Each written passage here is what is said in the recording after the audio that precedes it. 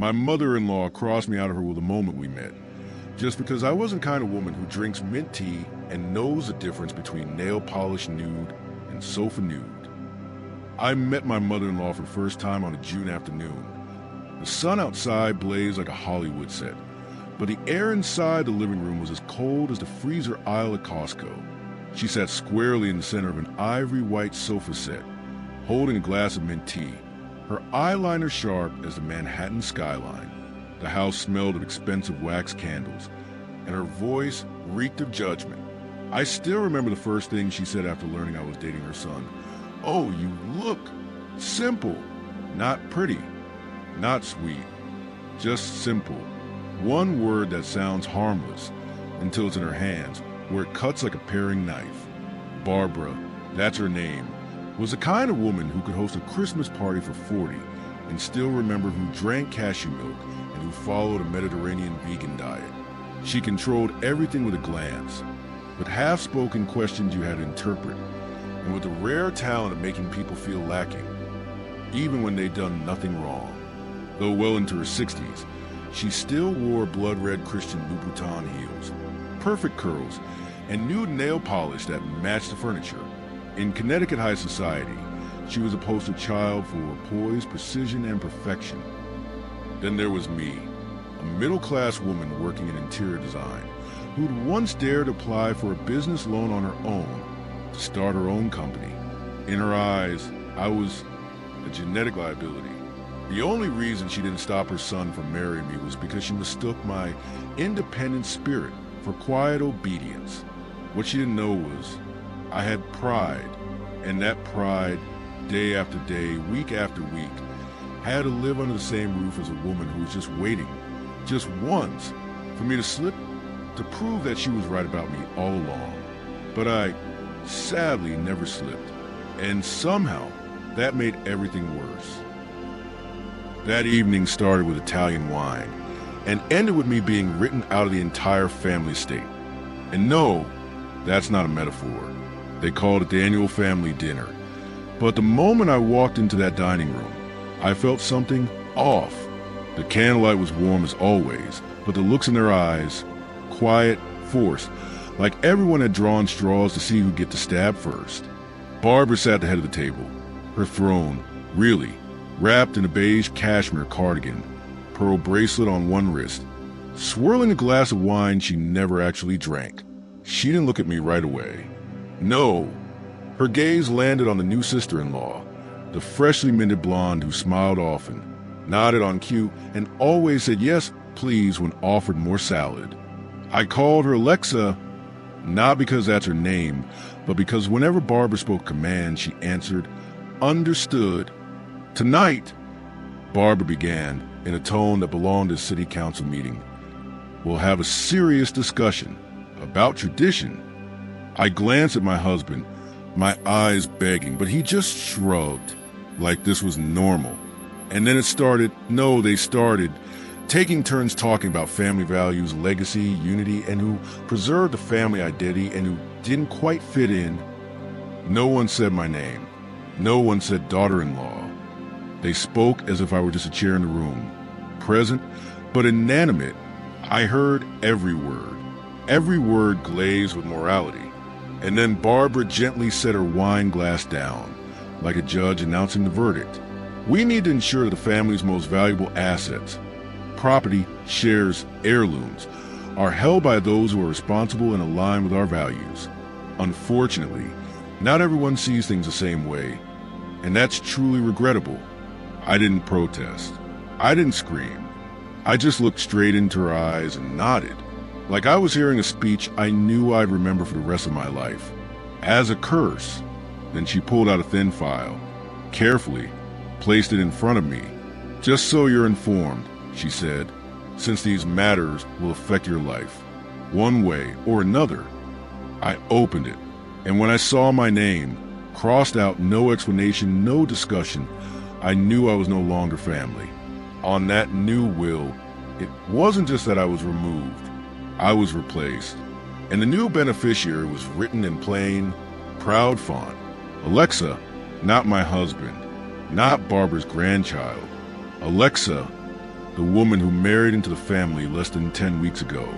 I smiled, not because I was okay, but because I finally realized this was never a fair fight.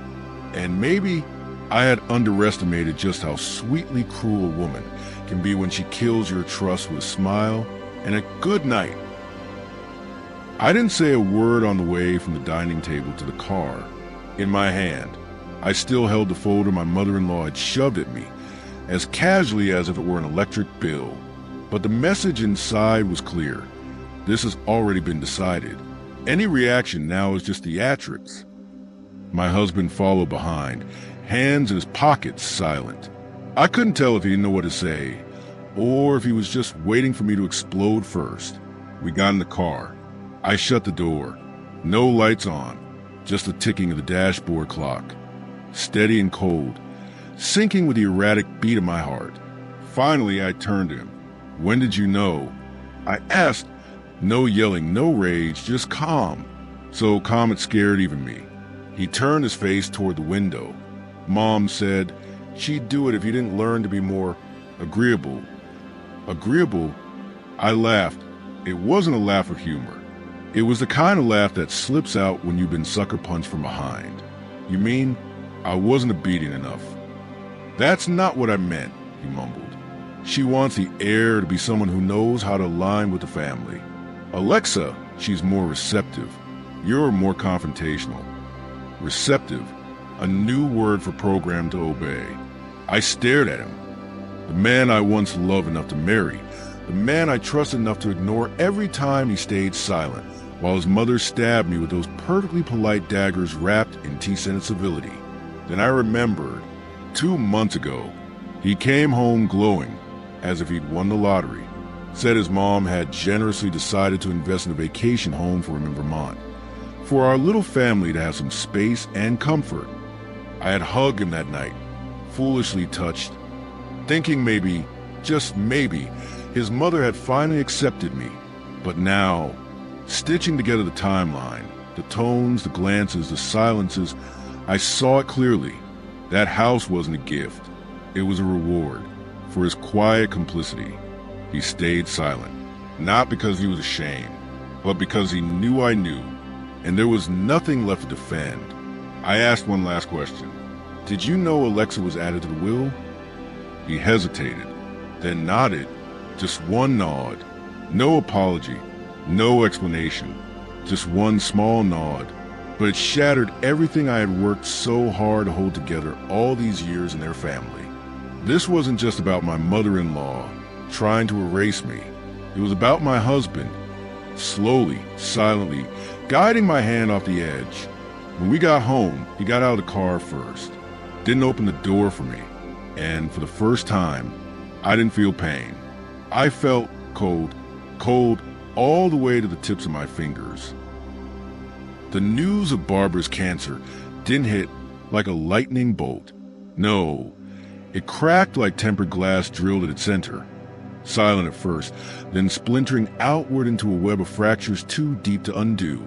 My husband, well, by then I had already started calling him the man I once trusted, sent me the news through a dry, one-line text. "Mom's in the hospital. Late stage. She asked if you'd come." No request, no question mark, just a sentence, like a meeting reminder. It took me almost 3 days to decide to go. Not out of love, but because I needed to see it with my own eyes. The woman who destroyed me with a smile, what was left of her now? And more than anything, I needed to know, was there real regret in her? Or was this just her final move in a lifelong game of control? The hospital room was cold in that sanitized way. The air smelled of disinfectant. The heart monitor beeped in slow mechanical rhythm, like a soundtrack composed for sadness. Barbara lay there, no makeup, her silver hair soft and unstyled, eyes half closed. But the moment I stepped in, she opened them, and in that gaze, there was still fire. The fire of someone who refused to lose, even while breathing through tubes. "You came," she said, voice rough but steady. "I knew you would." I didn't answer, just sat down, placed my bag on the chair, and crossed my arms. like I was there for a board meeting. Barbara reached out a trembling hand, the gesture so frail it was almost pitiful. "I've done many wrong things," she rasped, "but no one is perfect." I looked at her. No, no one is. But some people own their mistakes. Others just find new excuses. She gave a crooked smile, one last attempt to wear the crown. Then she pulled out a small envelope and placed it on the side table, pushing it toward me with the last of her strength. "My estate. There's still a part that hasn't been allocated. If you agree, only if you agree, to take care of me during these final days, that part will be yours. No apology, no acknowledgement of what you did, just a proposal. Like I was a nurse hired by the hour." I stood, quietly, walked to the door. My hand rested on the cold metal handle, and I turned to look back at her one last time. "I used to crave your approval, but not anymore. You had everything: love, family, power, and you chose control over compassion. And even now, at the end, you're offering conditions instead of repentance." Barbara said nothing. Her eyes drifted shut, and I knew she wouldn't call me back. Too proud to beg, and I was too exhausted to stay angry.